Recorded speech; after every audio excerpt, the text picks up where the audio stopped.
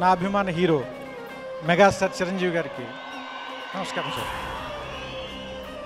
ఆయన గురించి మాట్లాడకుండా తెలుగు సినిమా గురించి, సౌత్ ఇండియన్ సినిమా గురించి మాట్లాడగలమా? మాట్లాడడం కుదరదు మనకి. షాక్ ఏంటంటే చిరంజీవి గారు ఫోన్ చేశారు. సో అది చిన్న గూస్ బంప్స్ వచ్చింది. అది ఎక్స్ట్రాడినరీ ఫీల్ అయింది. చిరంజీవి గారు ఫోన్ చేయడం, మెసేజ్ చేశారు, నేను ఫోన్ చేశాను. So extraordinary. అలాగే మేము పర్సనల్గా వస్తే వీఆర్ వెరీ క్లోజ్. కలిసినప్పుడల్లా క్లోజ్గా ఉంటాం, చాలా క్లోజ్గా ఉంటాం. ఇండస్ట్రీలో క్లోజ్గా ఉండేది ఆయనతోనే, నేను ఎవరితో అంత క్లోజ్గా ఉండను. ఆయన కాంప్లిమెంట్స్ ఎప్పుడు చాలా జెన్యున్గా ఉంటాయండి చిరంజీవి గారికి. ఎప్పుడు అసలు చాలా జెన్యున్గా ఆయన ఫీల్ అయింది మొత్తం చెప్పేస్తాను. పోక్రీ తర్వాత జగన్ గారు ఆఫీస్లో ఒకసారి కలిసి ఆయన మొత్తం సినిమా డైలాగ్స్ దగ్గర నుంచి, సీన్స్ దగ్గర నుంచి యాక్ట్ చేసి అసలు ఎప్పుడండి నాది ఏ సినిమా అప్రిషియేట్ చేయడానికి ఫస్ట్ ఆయనే ఉంటాడు Chiranjeevi. If it's a Telugu film, I've always been a big fan of Mr. Chiranjeevi. So if I get the chance to work with him, I would. అక్కడ ఫంక్షన్కి నన్ను పిలిస్తే నేను అడిగాను, నాకేంటి ఇబ్బంది ఫంక్షన్స్కి వెళ్ళాలంటే. ఎప్పుడు నాకు అన్నయ్య చిరంజీవి గారి ఫంక్షన్సే, ఆయన అభిమానులే. నా ఉద్దేశంలో నాకు ఎప్పుడు చిరంజీవి గారి హీరో, నేను హీరోని కాదు నాకు ఎప్పుడు. అప్పుడు డిస్ట్రిబ్యూటర్స్ని వాళ్ళని అడిగాను, నన్ను చూడటానికి జనం వస్తారు, నేను సినిమా అయితే చూసానేమో కానీ నన్ను చూడటానికి ఎవరు వస్తారని అడిగాను. లేదు సార్, మీరు వచ్చి సార్ నేను థియేటర్లో కదా అని వాళ్ళు ఇబ్బంది పడలేక వెళ్ళాను. వెళ్ళకపోతే వీడి పొగరు, అసలే నా గురించి పొగరు, కామ్గా ఉంటే వీడికి పొగరు అహంకారం అనుకుంటాను. అది పొగరు అహంకారం కాదురా నాయన, నాకు ఎవరితో మాట్లాడలేని తెలియదు, కామ్గా ఉంటాను. దాన్ని మీ పొగరు అహంకారం నేను ఏం చేయను, నా కర్మ అది, మీ కర్మ, మీరు ఆలోచించుకున్నాను. అంటే ఏ సందర్భంలో చెప్తున్నానంటే, ఆ రోజు హోటల్ నుంచి నేను బయటికి వెళ్తుంటే వాళ్ళు వచ్చి, సార్ రోడ్డు చిన్న ఊరేగింపుగా తీసుకెళ్తాం, కిలోమీటర్లు ఉంటుంది, ఇక్కడి నుంచి 5 కిలోమీటర్లు ఉంటుంది అంటే, 5 కిలోమీటర్లు అంటే నేనైనా గంగిరెద్దునండి వాళ్ళు తీసుకెళ్తారన్నా. నాకు ఇబ్బందిగా ఉంటుంది సార్, నాకు తీసుకెళ్ళిపోయి నేను ఇలాగా నేను ఊహించుకోలేకపోతాను. అన్నయ్య గారు అయితే ఊహించుకోలేక, నేను అన్నగారు అయితే ఆ జనం ప్రేమ చూపిస్తుంటారు, ఆయన చెయ్యితే అందం ఉంటుంది, నేను ఇలా కూర్చొని చెయ్యితే ఏమందం ఉంటుంది సార్, చండాలంగా ఉంటుంది అని చెప్పాను. 150 is a good number. And so one last request to Chiranjeevi as a friend, please make that one more film and complete the number to 150. Shock ఏంటంటే చిరంజీవి గారు ఫోన్ చేశారు. సో అది చిన్న గూస్ బంప్స్ వచ్చింది. అది ఎక్స్ట్రాడినరీ ఫీల్ అయింది. చిరంజీవి గారు phone చేయడం, మెసేజ్ చేశారు, నేను ఫోన్ చేశాను. ఎక్స్ట్రాడినరీ. అన్నయ్య అంటే ఎప్పుడు నేను తక్కువ మాట్లాడటం, అన్నయ్య గురించి మాట్లాడటం తక్కువ. దానికి కారణం నాకు ఇష్టం అనేది లోపల ఉంటుంది. ఎప్పుడు వ్యక్తిగతంగా కలిసినప్పుడు చెప్తాను, బహిరంగంగా నాకు మా అన్నయ్య అంటే ఎంత ఇష్టం నాకు చెప్పుకోవడం. అంటే మా అన్నయ్య అంటే చెప్పుకుంటాను కానీ 10 మంది ముందు చెప్పుకోవాల్సిన అవసరం ఏముంది, అలా ఆలోచిస్తాను. కానీ ఒక సమయం, సందర్భం వచ్చినప్పుడు మాట్లాడటానికి వెనకాను.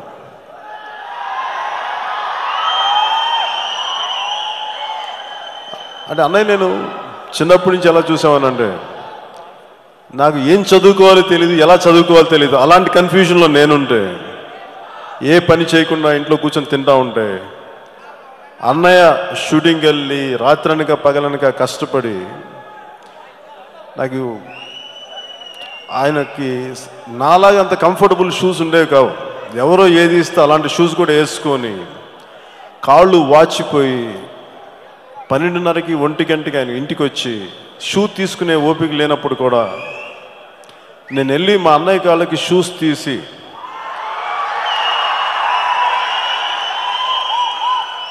ఆ చెమట పట్టిన సాక్స్ తీసి దాంట్లో నాకు సువాసన కనిపించేది. ఒక వ్యక్తి కష్టం తాలూకా సువాసన. టీవీతో నేను చాలా పిక్చర్స్ యాక్ట్ చేశాను. I share a very warm relationship with him, his family. It takes a lot to apply your mind to become a politician, and he has taken that step because film industry lo he is the king. he was treated like a king. He is a king, but politics ragane, everything changes. There's a lot of reality checks, which I admire that he's taken that opportunity.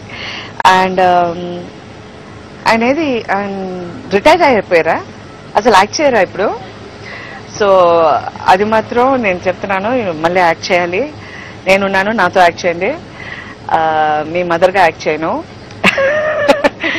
And మీరు కావాలంటే Ram చరణ్కి ఫాదర్గా act చేయండి, but నేను act చేయను. But I really miss him and I miss all the wonderful times we had. చాలా చక్కటి మనిషి. I can say one thing. Chiranjeevi sir was my favorite.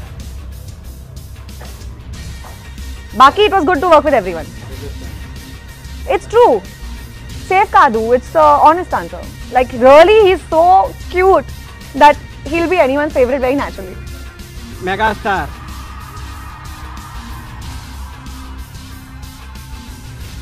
ఒక చరిత్ర చెప్పిన వ్యక్తి మెగాస్టార్. రాత్రి ఆ ఫంక్షన్లో ఆయన మెగాస్టార్ మాట్లాడుతుంటే మనిషి అంటే కదరా ఇట్లా ఉండాలి, క్యారెక్టర్ అంటే అది కదరా అనిపించి ఆయన చూస్తుంటే ఎవరెస్ట్ శిఖరం ఎక్కినా కానీ ఆయన మొగల్తూరుని మర్చిపోలేదు, నేలని మర్చిపోలేదు, తల్లిని మర్చిపోలేదు, కుటుంబాన్ని మర్చిపోలేదు, తండ్రిని మర్చిపోలేదు, జనాన్ని మర్చిపోలేదు, అభిమానాన్ని మర్చిపోలేదు. అంతకంటే ఇంకో మనిషికి ఏ క్వాలిఫికేషన్ అవసరం లేదు. ఇది one and only megastar.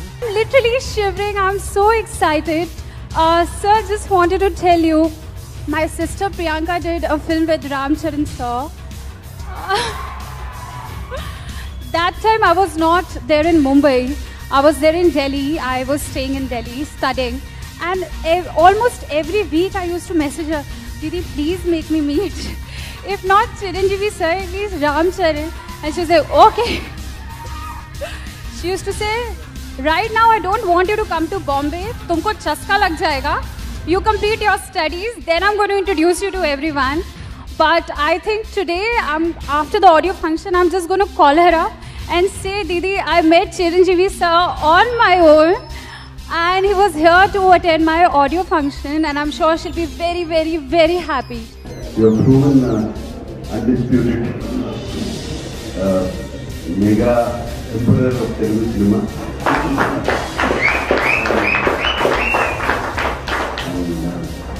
I'm so very happy. You could do the level and Twitter over a tweet.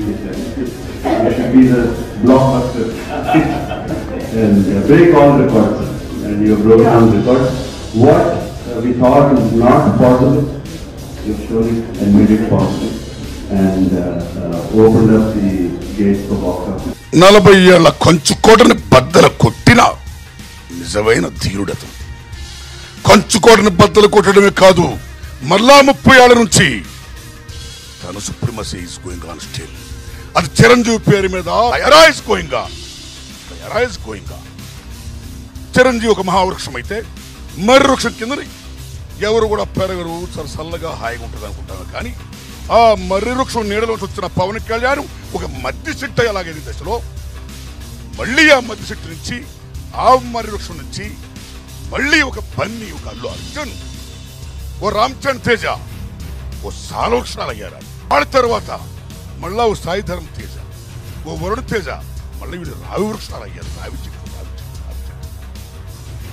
అది మామూలు విషయం కాదు. The entire credit goes to Chiranjeevi. Whole hearted I am telling. Hats up to Chiranjeevi. Hats up.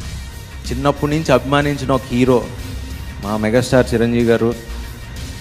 అలాంటి వ్యక్తి పక్కన నుంచుని ఆయనతో ఇలా మాట్లాడించుకోగలిగే అంటే ఒక అభిమాని ఆయనతో యాక్ట్ చేసే అవకాశం, ఆయన ఫ్యామిలీతో ఉండే అవకాశం, అండ్ ఈరోజు నా సక్సెస్కి ఆయన వచ్చి విష్ చేయడం అనేది, మీరు ఇచ్చిన ఎంకరేజ్మెంట్ నేను లైఫ్లో ఎప్పుడు మర్చిపోలేను.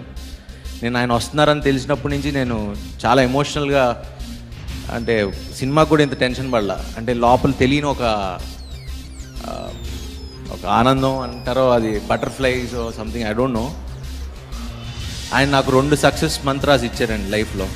అంటే నాకు చిన్నప్పటి నుంచి ఇప్పుడు హీరో అవుతానని ఫస్ట్ నేను ఆయన దగ్గరికి వెళ్ళి బ్లెస్సింగ్ తీసుకున్నప్పుడు, నువ్వు బాగా యాక్ట్ చేయరా, నువ్వు పెద్ద హీరో అవరా, అదేం చెప్పకుండా డైరెక్టర్ దగ్గర నుంచి ప్రొడ్యూసర్ దగ్గర నుంచి లైట్ బాయ్ దాకా అందరినీ ఒక్కరేలా చూడు అని ఫస్ట్ చెప్పిన వ్యక్తి ఆయన. నేను అదే ఫాలో అవుతాను ఎప్పటికీ. శంకర్ దాదాలో ఛాన్స్ ఇప్పించారు ఆయన చిన్న క్యారెక్టర్కి. ఏదో డబ్బింగ్ థియేటర్లో ఉంటే పిలిపించి ప్రొడ్యూసర్కి డైరెక్టర్కి చెప్పారు, వీడికి ఛాన్స్ ఇవ్వండి, మన ఆ సినిమాలో చిన్న క్యారెక్టర్ ఉంది ఇవ్వండి. నేను వెళ్ళి కలిశాను. ఒక 2 months వరకు ఫోన్ రాలేదు. సరే సినిమా ఛాన్స్ పోయింది, మళ్ళీ నేను చరణ్ చెప్పడం ఎందుకు ఇవన్నీ మళ్ళీ అన్నీ నేను కామ్గా ఉన్నా. 2 months తర్వాత కాల్ వచ్చింది సేమ్ ప్రొడ్యూసరు డైరెక్టర్ దగ్గర నుంచి. ఏమయ్యా ఏం చేశాను? ఏం లేదు సార్, నేనేం చేశాను? చిరంజీవి గారు ఇక్కడ కోపంగా ఉన్నారు. నా మీద ఎందుకు కోపంగా ఉన్నారు? లేదు నువ్వు వచ్చి కలవలేదు. లేదు కలిశాను, వాళ్ళు ఇవ్వలేదని. ఆ రోజు షూటింగ్ క్యాన్సిల్ చేసి నెక్స్ట్ డే షూటింగ్ మార్పించుకుని ఈ అబ్బాయికి ఆ క్యారెక్టర్ చెప్తా, మీరు ఎందుకు కలవలేదు? ఆ అబ్బాయి ఆ క్యారెక్టర్కి ఆయనే ఉండాలని నెక్స్ట్ డే పోస్ట్ పోన్ చేయించి నాకు ఆ ఛాన్స్ ఇచ్చారు. అది మెగాస్టార్ చిరంజీవి గారు అంటే అప్కమింగ్లో ఉన్నప్పుడు అంటే ఎంత ఆకలి మీద ఉంటాం అది ఓన్లీ వచ్చినప్పుడే తెలుస్తుంది. అది ఆయన చేసినప్పుడు అది నేను ఎప్పటికీ లైఫ్లో మర్చిపోలేని విషయం అది. నేను మెగాస్టార్ ఇన్స్పైర్ వచ్చాను నేను ఇండస్ట్రీకి. సో చిరంజీవి గారు is inspiration for all of us. ఆయన చేసిన సినిమాలు ఇంకెవరు చేయలేదు. వెనకాల అన్నయ్య ముందు మిమ్మల్ని అందరిని చూస్తే నాకు నిజంగా ఇది నమ్మబుద్ధి కావట్లేదండి. లైఫ్లో ఇంతకంటే ఇంకేం కావాలనిపిస్తుంది. ఫ్యాక్ట్ అయితే అన్నయ్య సినిమా లైన్లో నుంచుని 3 గంటలు కష్టపడి అందరినీ కొట్టేసి వెళ్ళి టికెట్ పడుకుని లాక్కుని వచ్చి సినిమా చూసి ఆ డ్యాన్సులు నేర్చుకోవడం వల్ల ఆయన లేకపోతే నా లైఫ్ సెటిల్ అయ్యేది కాదండి. ఆయన వల్లే నేను ఈ రోజున ఇక్కడ ఉన్నాను. నిజం చెప్తున్నానండి, మామూలుగా షూటింగ్ లేకపోయినా మనం ఎప్పుడన్నా పిలిచినప్పుడు ఎవరికైనా చాలా బిజీ స్కెడ్యూల్ ఉంటాయి, వేరే పర్సనల్ పనులు ఉంటాయి. కానీ అన్నయ్య 150th ఫిలిం నిన్న స్టార్ట్ అయింది, నిన్న షూటింగ్ స్టార్ట్ చేశారు, ఈరోజు షూటింగ్ చేశారు, ఇప్పుడు మళ్ళీ ఇక్కడి నుంచి వెళ్ళి నైట్ అంతా షూటింగ్ చేస్తారు. కానీ నా కోసం ఇక్కడికి వచ్చారు. ఏమిచ్చినా రుణం తీర్చుకోలేను అన్నయ్య. ఎందుకంటేనండి అందుకే మెగాస్టార్. మనసు కూడా మెగాస్టార్ రేంజ్ మనసే. దేవుడు ఎవళ్ళైతే మోయగలరో వాళ్ళకే ఇస్తాడండి.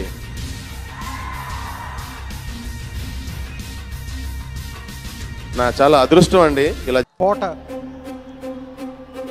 కోటకి వెళ్ళే ఆ కోట లోపల ఉండే ప్రపంచం స్వర్గంలాగా ఉంటుంది. ఆ కోటకి వెళ్ళే దారి మధ్యలో చిన్న బ్రేక్ కూడా లేకుండా ఇన్సెసెంట్ అంటారు కదా, కంటిన్యూస్గా ఉండే ఒక పాత్వే ఉంటుంది. ఇలాంటి దారి వేసి ఆ దారి చివర అలాంటి కోట కట్టి ఆ కోట లోపల ఒక స్వర్గం పెట్టడం అనేది అంత చిన్న విషయం కాదు. ఇది నా మాటలేం కాదు, మహాకవి శ్రీశ్రీ చెప్పింది. నాదొక దుర్గం, నాదొక స్వర్గం, అనర్గళం అనితర సాధ్యం నా మార్గం. అదే చిరంజీవి గారు. ఎందుకంటే ఎలాంటి రూట్ వేశారంటే ఆయన కుటుంబం మన తెలుగు వాళ్ళందరి కుటుంబం అయిపోయింది. ఆయన తమ్ముడు మనందరికీ మన ఇంట్లో మనిషి అయిపోయాడు. వాళ్ళ అబ్బాయి మన ఇంట్లో పిల్లాడైపోయాడు. ఎందుకంటే ఇలాంటి అనర్గళం అనితర సాధ్యం అంటే బ్రేకులు లేని ఒక మార్గాన్ని, అది ఎలాంటి కోటకి మనందరికీ ఆనందాన్ని ఇచ్చేటువంటి ఒక దుర్గం, అందులోపల ఒక స్వర్గం ఉన్న కోటని కట్టిన నా అభిమాన హీరో మెగాస్టార్ చిరంజీవి గారు. ఎందుకంటే కొంతమంది గురించి మాట్లాడడానికి మనం ఎప్పుడు వెతుక్కోవాల్సిన పని లేదు. ఎందుకంటే వాళ్ళ చరిత్ర మనం ఎన్ని రకాలుగా, అంటే రామాయణం ఉంది, రామాయణానికి దాదాపుగా ఆథెంటికేటెడ్ వెర్షన్లు 300 ఉన్నాయంటారు. 300 వెర్షన్స్ రాశారు, అయినా మనకి బోర్ కొట్టదు. కొన్ని కథలు ఎన్నిసార్లు విన్నా బోర్ కొట్టవు. గాంధీ ఎన్నిసార్లు మాట్లాడుకున్నా మనకి బోర్ కొట్టదు. అలాగే రామాలయం లేని వీధి ఉండదు. అలాగే ఆంజనేయ స్వామి గురించి మాట్లాడకుండా ఏ కార్యక్రమం మనం పూర్తి చేయము. అలాంటి ఆంజనేయ స్వామి భక్తుడైన చిరంజీవి గారు, ఆయన గురించి మాట్లాడకుండా తెలుగు సినిమా గురించి, సౌత్ ఇండియన్ సినిమా గురించి మాట్లాడగలమా? మాట్లాడటం కుదరదు. సో నాకు సంబంధించినంత వరకు మల్టీప్లెక్స్ ఇప్పుడు అన్నీ వచ్చేసాయి కాబట్టి చిట్ట చివరి మ్యాట్ని ఐడియల్ అనొచ్చా. సో ఆయనే మనందరికీ మెగా. ఎందుకంటే నాకు ఎప్పటికీ క్యూలో నిలబడి చెమటతో చొక్కాలు చిరిగిపోయిన రోజులు గుర్తున్నాయి. అంత ఇబ్బందితో సినిమా థియేటర్లోకి వెళ్ళిన తర్వాత కూడా ఆ ఇబ్బంది మర్చిపోయేలా మనల్ని అందరినీ ఆనందపరిచిన చిరంజీవి గారికి మనం ఏమిచ్చి రుణం తీర్చుకోగలం. ఎంత చెప్పినా ఎంత చేసినా ఆయన మనకు అందించిన సంతోషానికి, ఆయన మన నవ్వించిన నవ్వులకి, మనతో వేయించిన స్టెప్పులకి, చొక్కలిపి థియేటర్లో గ్యాంగ్ లీడర్లకు కానీ, లేదంటే ఎముడికి మొగుడికి కానీ, కరానా మొగుడికి కానీ మనం అరిచిన అరుపులకి, మనకిచ్చిన ఆనందానికి. అంటే సినిమా ఎందుకు గొప్పది అంటే మందు కొట్టి పడిపోవడం కంటే, డ్రగ్స్లో మునిగి తేలడం కంటే, రోడ్డు చివరి కూర్చొని అమ్మాయిలు గడిపించడం కంటే, థియేటర్లో కూర్చొని ఒక హీరోని చూసి ఇన్స్పైర్ అవ్వడం మంచిది, ఖచ్చితంగా మంచిది, ఖచ్చితంగా అది మంచి అలవాటు. సో అలాంటి మంచి అలవాటుని నా కాలేజీ రోజులు మొత్తం నాకు అందించి నన్ను పాడైపోకుండా చేసిన చిరంజీవి గారు నా కృతజ్ఞత. నాలాగా ఎంతో మందిని ఒక దారిలో నిలబెట్టి, అంటే నేను ఆయన పోస్టర్ మ్యాగ్లో ఆయన తాలూకు మొట్టమొదటి కట్టింగ్ చూసి, అంటే సౌత్ ఇండియాలో హైయెస్ట్ రెమ్యునరేషన్ తీసుకుంటున్న హీరో అని చెప్పి ఆయన కింద పడిన ఒక ఆర్టికల్ చదివే. సో నీతిగా నిజాయితీగా ఒక మిడిల్ క్లాస్ నుంచి ఒక పోలీస్ కానిస్టేబుల్ కుమారుడైండి ఇంత ఉన్నత స్థాయికి రాగలిగాడు అనుకున్నప్పుడు, సరే ఒక రైతు కొడుకునే నేను కూడా రావచ్చు ఇలాంటి స్థాయికి అని చెప్పి నేను సినిమాలోకి రావడానికి ఒక నిర్ణయం తీసుకున్నాను. సో అలాంటి ఒక పాజిటివ్ దృక్పథాన్ని కలిగించిన మెగాస్టార్ గారికి నమస్కారం సార్. ఇక